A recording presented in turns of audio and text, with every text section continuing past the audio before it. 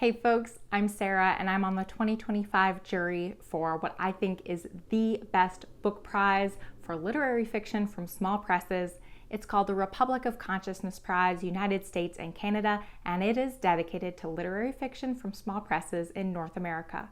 Over the next few months, I will be sharing every single book nominated for the prize, and while I can't share my personal opinions on each book just yet, I will share enough details so that you can get to know the book and the publisher.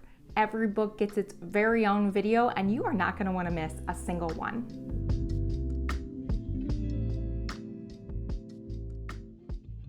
Book number 2 of all the nominees, but in no particular order, is Porthole by Joanna Howard, and this is published by McSweeney's. This book is about Helena Desir, who is a famous film director and cinematic genius who is suffering from the aftermath of a very traumatic and tragic accident on the set of one of her films. And in order to kind of heal from this traumatic experience, she's sent by her film studio, or her bosses sent her to this remote house called the Jaquith House in a remote mountainous, like beautiful lake region. She's sent there to heal, so you're meant to understand that it is a mental health facility of some kind, but it also kind of maybe comes off as a luxury resort of sorts. And the book blurb from the publisher describes her experience there as an extravagant meltdown. And at the facility, she encounters a lot of really offbeat members of staff who are also patients, and patients who are also members of staff. So it's very confusing, a little bit surreal what's going on in this place. And she starts to cycle through a lot of memories of her childhood, of her film career, of her lovelies, which are her kind of romantic relationships with actors that she's worked with over the years. And it is all in an effort to understand what it is that she wants or what it is that she needs. Does she need space and time to heal?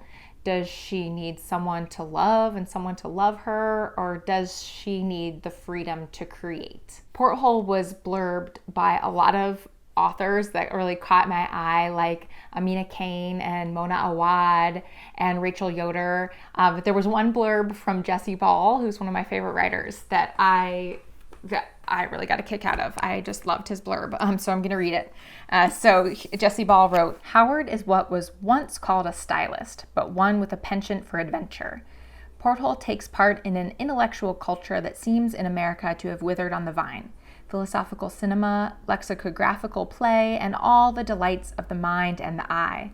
May she live to 100, raising foxes all the while." McSweeney's is an independent nonprofit publishing company based in San Francisco.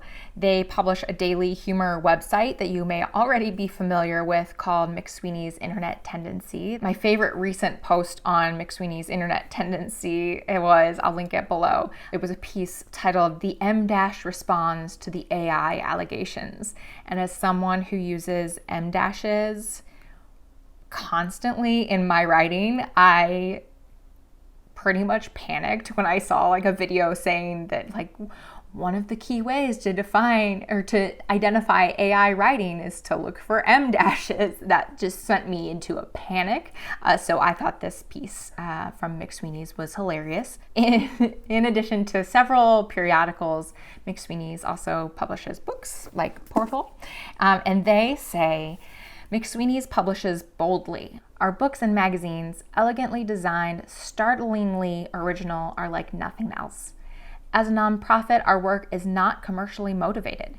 In fact, our beautiful books and magazines and the unmatched opportunities we offer readers, writers, and artists are only possible because of donations from our readers and friends. Sales comprise about 80% of our budget, and contributions are the rest." I share that very specific detail from the publisher because it's actually a message that a lot of nonprofit publishers share, that the kind of bold, offbeat writing, original writing that they publish isn't going to probably have a super wide audience. So they do rely on fundraising to like bridge the gap. especially in an age when federal grants, for example, are really unpredictable. And that's just something for us readers to keep in mind about how these publishers kind of function, for us to keep in mind, especially those of us who really like books that are a bit more off the beaten path, books like Porthole. And that's just one of many incredible books nominated by one of many incredible publishers. The long list of 10 books is usually announced in mid-January-ish, but I guarantee you there are going to be more than 10 amazing books from these nominees. So if you love offbeat, under-the-radar literary fiction, you are going to want to follow along. Click above or below for the next nominated book. If I've filmed it, it'll be available there. If not, stay tuned for just a little while longer. And in the meantime, you can click the playlist below that will contain all of the nominated books that I've shared so far. Again, my name is Sarah. Thank you so much for joining me here. I'll talk to you next time. Bye.